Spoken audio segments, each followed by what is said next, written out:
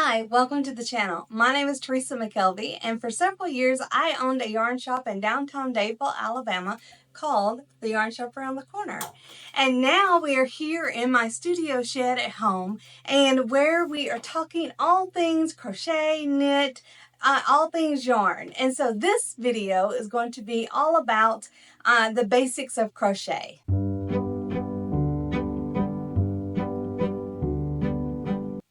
All right, so you have seen all of the cute little animals. You've seen all of the, well, I think it's called amigurumi. I'm going to pronounce it wrong. But you've seen all the, I mean, you can crochet a Pop-Tart, you can crochet a pillow, you can crochet those big rugs. You could crochet the big blankets, the chunky blankets, the cute little granny skirt. Look at that. And see that amigurumi? I did not crochet that, but I have a friend that crocheted that. So you're seeing all the beautiful shawls, and everyone's crocheting. I mean, Taylor Swift's wearing a granny striped dress. And so you're like, I can make this. I want to know, what I do? Where do I go? Well, hopefully this video will answer all those questions for you and get you started. So all you honestly need to begin is a hook and yarn. So then your first question is, how do I know what hook and what yarn? So I'll tell you, to begin, what you're going to do, because you just want to learn the basics, go find yarn that looks pretty to you, that you go, oh, that's pretty, and that feels good to you, and is in a price point you can afford, and isn't too thick but isn't thin, because you don't want to start with thin yarn. It will frustrate you. So, okay, so on the side of your yarn, most every skein or hank of yarn will have a label. And so on the side of it, there will be all of these like pictures and numbers and things like that. And with all the information. And usually there is a skein, a sign of the a picture of the yarn with a number. And so you see that one? I'll insert pictures if they're not good. And that number tells you the thickness. So the smaller the number, the thinner the yarn. The bigger the number, the thicker the yarn. I would say to start, you want to look for something around a 3 or a 4. I like 4. This is 4. So if you can see the difference, this is a 3, this is a 4. And so you could kind of see, let's see if I can get a little bit pulled out for you. Automatically, you see that? And you see that. So then on that same label, it's going to tell you what size hook to get. And we're looking for a crochet hook, but it'll also tell you knit hook size. So you're going to look for the words crochet. And then this one says a US size I9 5.5 millimeter is what is recommended for it. So it'll give you a recommended hook size. Here's one thing you need to know. When you go buy your hooks, some will be a letter. And so I think they may say it on here. Oh, they don't. So yeah, I always go by the millimeter size because that isn't, yeah, it's not always on, like someone says a G, you're like, what is that? Well, what is that? Well, a G is called a 6. Okay, you think it's 6 millimeter? No, it's actually a 4 millimeter. So I just say, learn your hook sizes by the millimeter size. It's the best. I'm telling you the quick, I'm talking fast, but that's because it is quick and easy to get started. Find your yarn, read the label, look on for a number 3 or 4, find something that's pretty, find something that's soft, find something that's in your price range, and then go get a 4 to 5 millimeter hook. You can get them anywhere. Plastic, you can get metal. I recommend you get plastic or metal because it's going to glide easier. Bamboo and wood will catch it a little bit more. Okay, we have our yarn and we have our hook, so let's get started. The first thing you want to do is we're going to talk about how do you hold the hook. And so there's a couple of ways that you can hold a hook. You can hold a hook like a pencil, which is your thumb here resting on your hand just like you hold a pencil. Or you can hold a hook like a knife, which is your thumb here in your hand. So you may, as time goes, you may try both of them, but those are the two most popular ways, like a pencil or like a knife. Okay, The next thing we need to talk about is how to tension your yarn, because your yarn, if it's just loosey-goosey, it's going to go all over the place. If you hold it too tight, it is going to be difficult to work with. So for me, I'm a very loose tension person. Now, there's a lot of different ways. You can wrap it through your fingers and wrap around your pinky. That's a really good one. I'm a firm believer that when you're first starting, that the looser the better. See how I sort of hold it between my ring finger and my middle finger, and I kind of tension it that way. Because you're just starting, you really need to not be fighting with the yarn. So tension is something you will change over time, but here's basically, you can wrap it around, come up, and there you go. I'll give you a good look at that. I wrapped it around, back, and come up. And that's one way to do it. Okay, so that's tension, and now we're going to go back to how do you get your yarn attached to your hook, and that's a slip knot. And so how you do that, you take the end of your yarn with your palm facing up, you're going to wrap the yarn around your fingers and then pass it around to the back. And then you see how my thumb is pinching that so it doesn't go anywhere?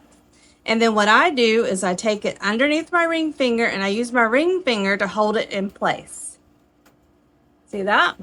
And then I take my crochet hook and go up underneath the top one, grab the second one, and as I'm pulling it out, I start taking my fingers out. But I still have that one holding and the thumb holding. And I just pull it out. And then you tighten it, and there you go. All right, so that is slip knot. Now we're attached. So the next thing that you're going to want to learn to do is chain. And so with chaining, this is where you're tensioning, and that's why I say I don't really worry about tensioning when you're first starting, because it's a lot of using your left hand. But chaining is you're going to wrap over, and then see how I'm grabbing this? You're going to pull that loop through that loop. That's all you're going to do. It's a loop through a loop. So you're going to yarn over, pull through. Now see how I've got my yarn like this? I'm going to kind of start manipulating it. You see how my finger, that's all that's holding on to the hook? It's going to grab that yarn and pull it through. This hand is pulling the yarn. This hand's pulling the hook. Yarn over, pull through. Yarn over, pull through. And then a lot of people do it like that. And that I find if you hold down here the whole time, you're going to have some big chains. That's where your tension comes in. So I like to adjust my tension as I grow chains. I'll go up, move my hand up. Yarn over, pull through. Yarn over, pull through. Yarn over, pull through. And that's chaining. All right, the next thing we're going to learn is how to work stitches in our chains. So first you got to be able to see these V's, and that's what you work into. And so your first stitch that we're going to see these V's, so the first one we're going to learn is single crochet. With single crochet always starts with one loop on your hook. So that's one good tip for me that I learned to always remember. The difference between single and double and half double and treble is there's one loop. Okay, so to start, we're going to call this our turning chain, and we're going to go here into this V. Now you can go underneath that top loop. You can certainly do that. What it does though is it stretches out that, and it doesn't give you a good base. And so most people go under 2. So you can flip it and go into the back. I find that cumbersome. That's why I'm teaching you my way. My way is to put it in the center, push through, and then you see you'll have 2 loops on your hook. Then you yarn over, pull up a loop, yarn over, pull through 2. That's a single crochet. So you go back to the center, push through, you'll have 2 loops on your hook. You're going to yarn over, pull up a loop, yarn over, pull through 2. Is a row of beautiful single crochet. on a foundation, on a chain. Now I'm going to show you how to go back and put a single crochet in a stitch. All right, so you're going to chain 1 to help turn, and then you're going to flip your work like it's a page in a book. Just flip it over. All right, so now there's those V's on top, but we work in the side. So there's the top, your top V's, and here's the side. This is what you need to learn to understand to be able to read your work. Okay, so this time you go underneath the V's. Underneath the V's right there. See, and each one of these you can kind of see it so well. That's why I like working with a 4-weight yarn. It's just beautiful, easy to see, and this is such a bright color anyway.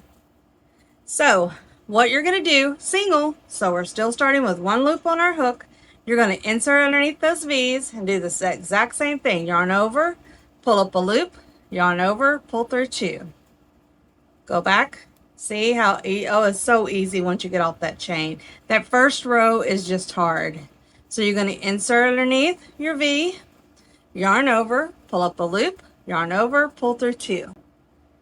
All right, got one more here. So this one, you go, oh, that's a little bit difficult to see. Just turn it up so you can see your V, and then poke it underneath. See, there it is. Yarn over, pull through 1, yarn over, pull through 2. All right, let me pull out some yarn. That is a beautiful row, if I must say so myself, of single crochet. Okay, now we're going to do double crochet. All right, so double crochet, we're going to chain 2. So just like with single, you chained 1, you turned your work. Double crochet, just always remember 2s, double 2. So you're going to chain up 2, you're going to turn your work like a page in the book. And then because now we're doing a double crochet, that's going to be that first stitch. So in single crochet, it's a turning chain. So it's not in the way, but double crochet, you have to do 2 for the height. It's a little bit taller stitch. And so that is always going to be the first one. Most patterns will tell you if it is or isn't, but I say always just a general rule, believe and think that that is the first stitch. See, like that is coming right out of there. That means you'll be working in this stitch. But because it's double, we need to start with 2. And so that means we have 1, we need to start with another one. So you go ahead and yarn over. So you're doing 2, double crochet, 2 stitch. You're inserting the same place underneath. See that V? You yarn over, pull up a loop, yarn over, pull through 2, yarn over, pull through 2. I love this because it's all 2s. Just remember, double crochet 2 means you start with 2. So you yarn over, insert underneath your V, yarn over, pull up a loop, yarn over, pull through 2, yarn over, pull through 2.